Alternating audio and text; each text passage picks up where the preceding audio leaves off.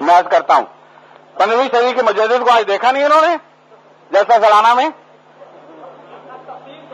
میں تفصیل بتا دیتا ہوں.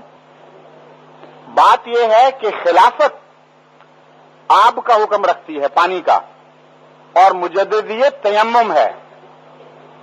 خلافت راشدہ اگر جاری ہوتی تو مجال تھی کوئی مجدد آ کے خلیفہ کے مقابلے پر کھڑا ہو جاتا. وہ مجدد نہ کہلاتا شیطان کہلاتا جو خلافت محمد مصطفیٰ صلی اللہ علیہ وآلہ وسلم کے مقابل پر اپنی طرف بلانے لگ جاتا. اس لیے مجددیت کا مفہوم سمجھنا چاہیے. یہ آب نہیں ہے تیمم ہے. جب آب نہ رہے تو تیمم ہوا کرتا ہے. آب آمد تیمم برخاست. لیکن مجدد کا بہتر کام ان معنوں میں مجدد ہوتا ہے خلیفہ الگ نہیں کہ مجدد سے بہتر کام خلافت راشدہ کرتی ہے اور خلافت راشدہ اپنے وقت میں مجدد کا قائم مقام ہوتی ہے اور اس سے بہتر شکل میں.